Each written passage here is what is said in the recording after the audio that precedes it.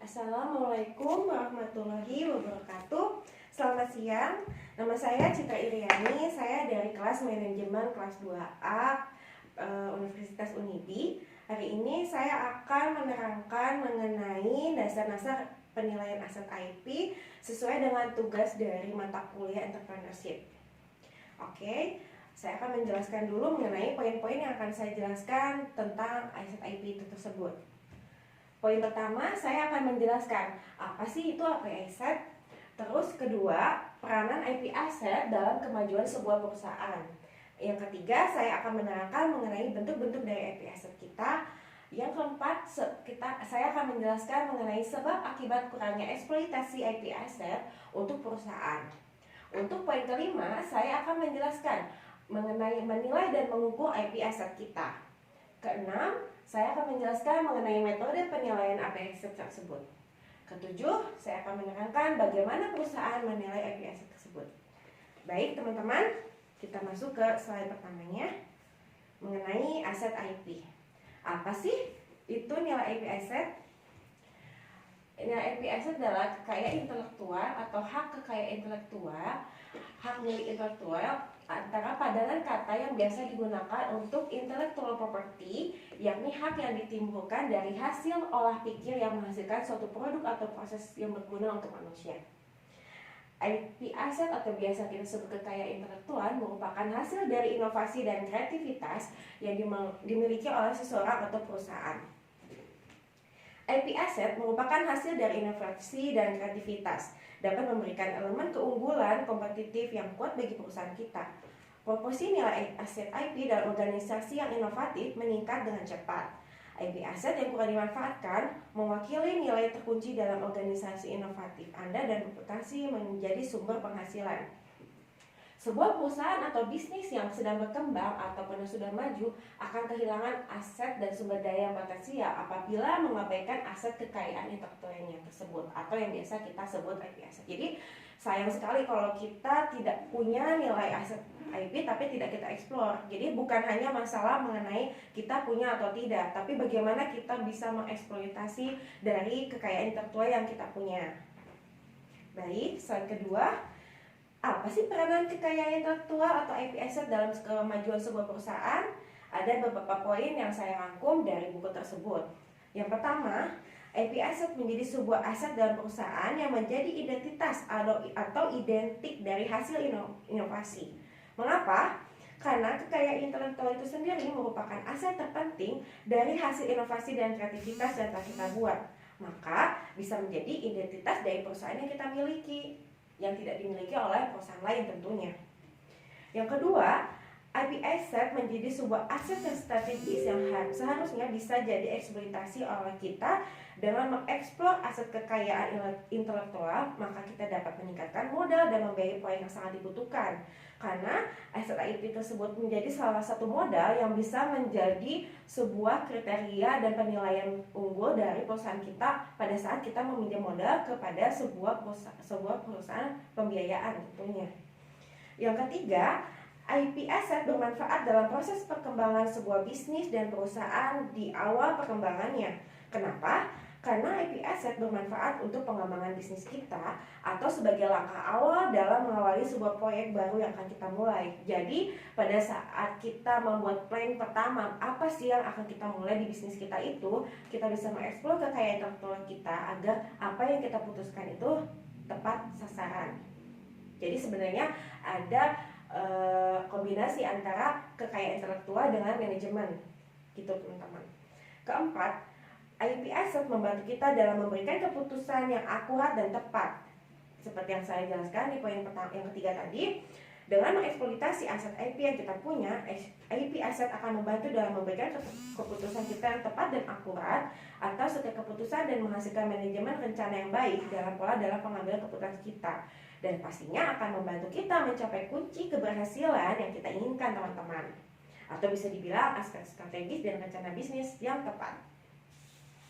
Selanjutnya,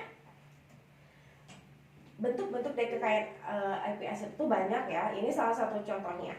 Kekayaan intelektual kita dilindungi oleh hak-hak atas apa yang telah kita ciptakan dari buah pemikiran kita, yaitu seperti hak paten, merek dagang, desain dan cipta, yang menjadi aset terpenting dalam menjalani sebuah bisnis, karena itu menjadi identitas kita.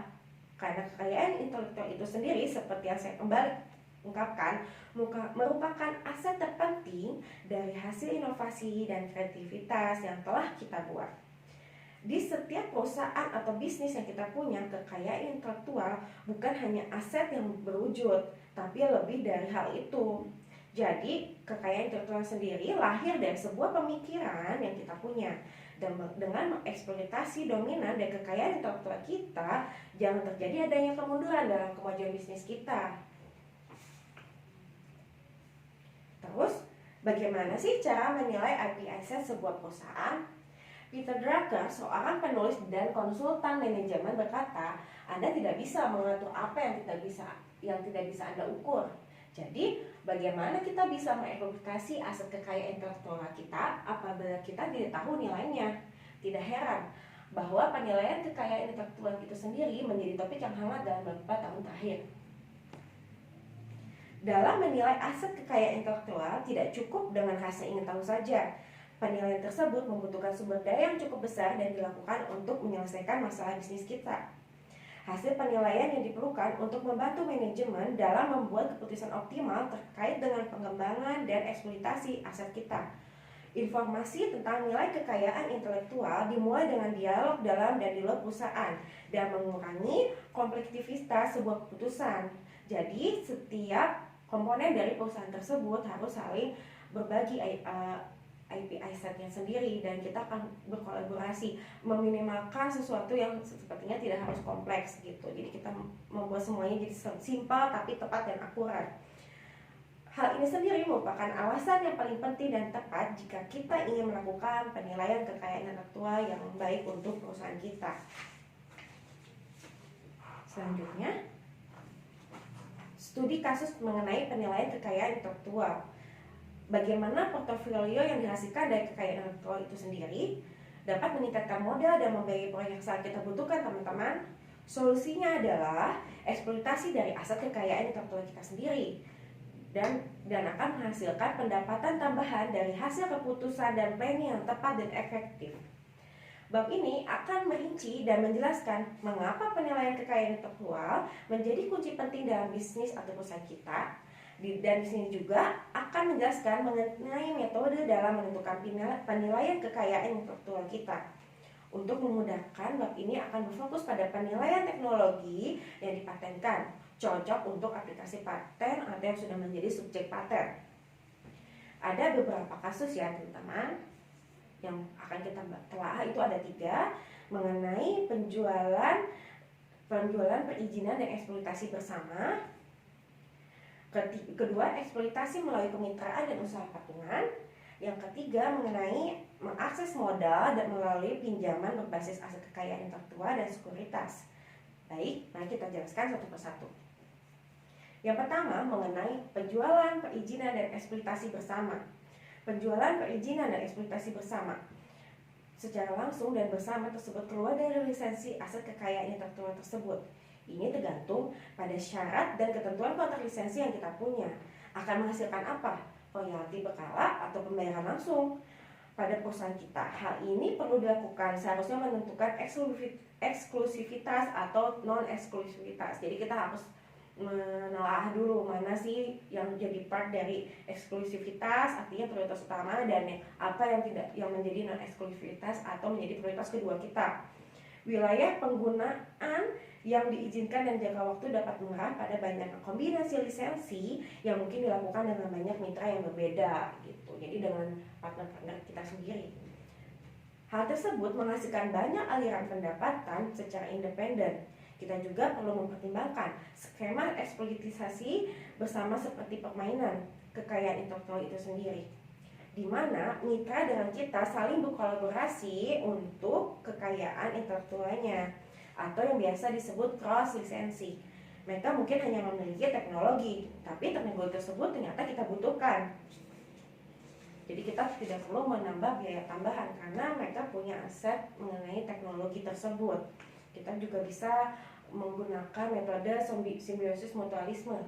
Penyerahan pada proses penilaian akhir akan memungkinkan pengambilan keputusan tentang apakah transaksi tersebut bermanfaat, apakah di bawah kondisi perusahaan Anda akan atau ingin melakukan transaksi tersebut. Lebih penting lagi, informasi yang akurat akan tersedia untuk membantu perusahaan Anda dalam meningkatkan nilai aset kekayaan intelektual yang dipertanyakan sebelum transaksi tersebut kita mulai melalui perubahan faktor-faktor tertentu.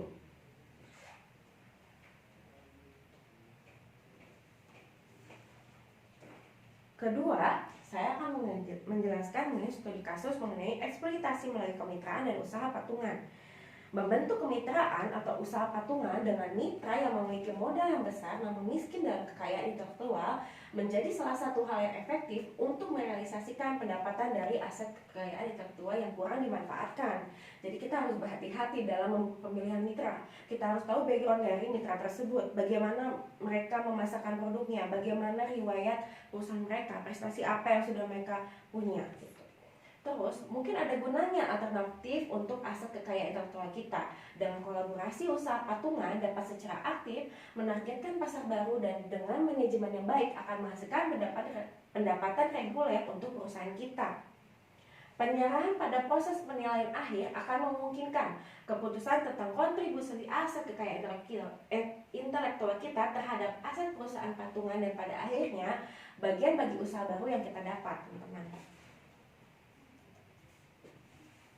Yang ketiga, mengenai mengakses modal melalui pinjaman berbasis aset kekayaan intelektual dan sekuritas. Saat ini, penggunaan aset kekayaan intelektual sebagai jaminan untuk pinjaman jarang terjadi, tetapi tidak diketahui. Para ahli memperkirakan bahwa pergeseran menuju dominasi aset kekayaan intelektual dalam nilai perusahaan diatur untuk mengubahnya menjadi sebuah masa depan. Pasar modal saat ini akhirnya cenderung memanfaatkan mendukung aset kekayaan melalui pinjaman yang didukung oleh kekayaan intelektual. Seperti halnya aset berwujud seperti real estate. Jadi kekayaan intelektual itu seakan-akan kita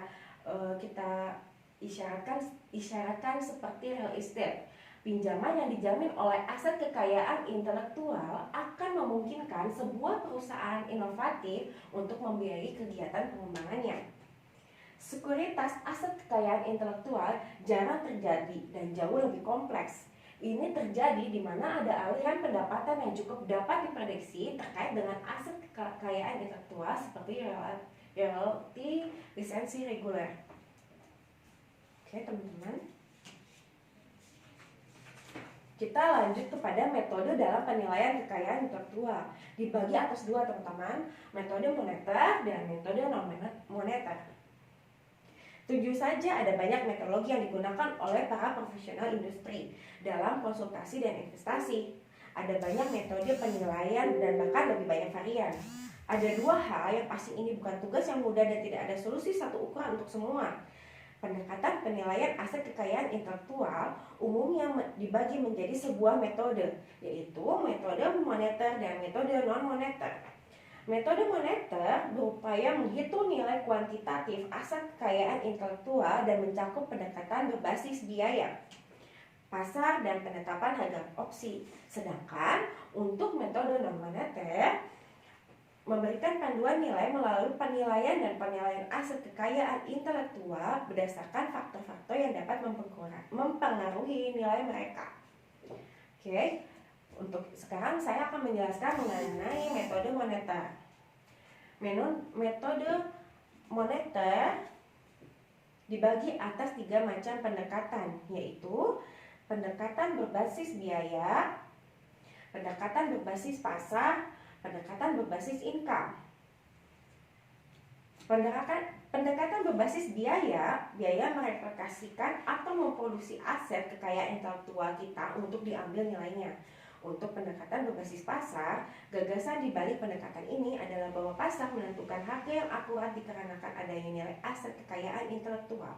Untuk pendekatan berbasis income, definisi ini, nilai aset ini nilai aset kekayaan intelektual yang paling mendasar didasarkan pada kemampuan aset kekayaan intelektual untuk mendorong pendapatan di waktu kemampuan aset kekayaan intelektual mendorong pendapatan di waktu yang akan mendatang.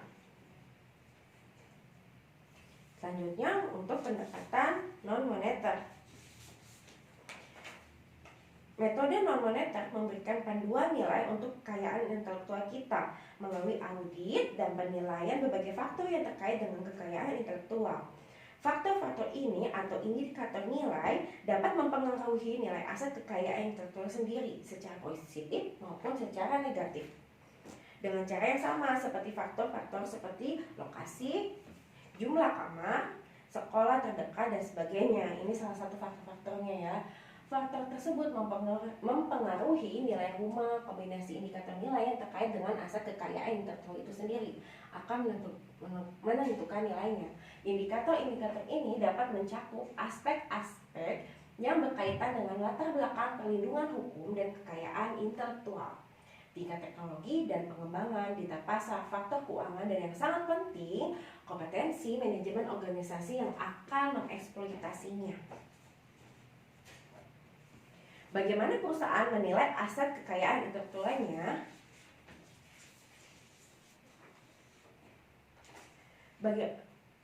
Bagaimana perusahaan dalam menilai aset kekayaan intelektualnya itu sendiri bergantung pada pendekatan penilaian tertentu atau kombinasi pendekatan yang harus dia pilih. Saat memilih metode yang tepat untuk digunakan, kita perlu mempertimbangkan beberapa hal. Yang pertama, apa sebenarnya aset kekayaan intelektual yang dinilai? Aset IP harus diidentifikasi secara jelas dan dibedakan dari aset berwujud dan tidak berwujud lainnya. Sebagai contoh, mungkin sulit untuk memisahkan dua teknologi yang saling tergantung. Yang kedua, apa tujuan dari penilaian? Jenis hasil nilai non-moneter atau moneter yang dibutuhkan ditentukan oleh tujuan penilaian. Misalnya, penilaian yang akan digunakan untuk menilai keputusan manajemen mungkin hanya membutuhkan hasil non-moneter. Yang ketiga, untuk siapa penilaian itu dilakukan? Pendekatan penilaian yang berbeda diperlukan jika audiensi target adalah manajemen atau calon mitra lisensi, misalnya. Oke. Jadi kita pada saat melakukan penilaian pertimbangan untuk kemajuan perusahaan kita, banyak hal yang harus kita pertimbangkan. Bisa memakai satu metode, yaitu metode moneter dengan 3 pendekatan yang tersebut, atau mungkin non-moneter, atau mungkin kolaborasi dari 2 metode tersebut, tergantung apa yang kita butuhkan. Nah, tadi saya sudah menjelaskan mengenai metode, peranannya, bagaimana kita menilai IP aset tersebut, dan kita harus tahu juga nih akibat yang dirasakan saat perusahaan kurang mengeksploitasi IP asetnya gitu. Jadi sayang sekali karena tadi kita bilang IP aset itu sebagai identitas dari perusahaan kita, bisa menghasilkan modal tambahan buat perusahaan kita, menjadi suatu identitas yang akan mengharumkan nama perusahaan kita dan menjadi nilai lebih yang akan kita pakai untuk kerjasama dengan mitra lainnya. Yaitu ada beberapa kekurangan yang apabila kita tidak mengeksploitasi IP aset. 1. Sebuah perusahaan atau bisnis yang sedang berkembang ataupun sudah maju akan kehilangan aset dan sumber daya yang potensial apabila mengabaikan aset kekayaan intelektualnya. Kedua, kesalahan dalam pengambilan keputusan dan strategi perusahaan karena tidak adanya kematangan dalam pengambilan keputusan gitu, karena tidak ada aspek dan kekayaan intelektual yang dipakai dan manajemen pengambilan keputusannya. Ketiga, kecil kemungkinan mendapatkan relasi atau kemitraan yang berkualitas dan baik. Kembali lagi seperti yang saya sudah jelaskan, karena IP aset itu bisa menjadi identitas perusahaan kita, menjadi nilai jual lebih dari perusahaan kita, cerminan dari perusahaan kita. Yang keempat, peluang dalam mendapatkan modal atau pinjaman dari sebuah lembaga pembiayaan semakin kecil, teman-teman. Karena yang tadi saya jelaskan juga, menjadi kekayaan intelektual sendiri atau IP aset merupakan salah satu keunggulan yang bisa menjadi nilai jual perusahaan kita pada saat kita mengajukan pembiayaan kepada lembaga pembiayaan. Ya, akhirnya saya kembali kita ke dalam kesimpulan. 4 langkah untuk melepaskan nilai terkunci dari aset IP kita. Identifikasi dan jelaskan aset IP Anda. aset IP yang kurang dimanfaatkan dalam organisasi Anda atau bukan dari bisnis inti perusahaan Anda siap untuk eksploitasi secara strategis. Kedua, lindungi aset IP Anda. Ini sangat relevan karena banyak opsi eksploitasi, penjualan lisensi, usaha patungan, sekuritas, dan lain-lain mengharuskan aset IP Anda dilindungi oleh hak properti industri atau hak paten. Yang ketiga, nilai aset IP Anda ini adalah langkah utama dari proses melepaskan nilai. Ingat, Anda tidak dapat mengelola apa yang tidak dapat kita ukur. Yang keempat, mengeksploitasi aset IP Anda. Aset IP yang didefinisikan dengan jelas, dilindungi dan bernilai IP dapat dieksploitasi dengan berbagai cara dengan tujuan akhir meningkatkan pendapatan untuk perusahaan. Oke, teman-teman. Sekian penjelasan mengenai IP aset yang saya paparkan. Mohon maaf atas kekurangannya. Saya ucapkan Assalamualaikum warahmatullahi wabarakatuh. Selamat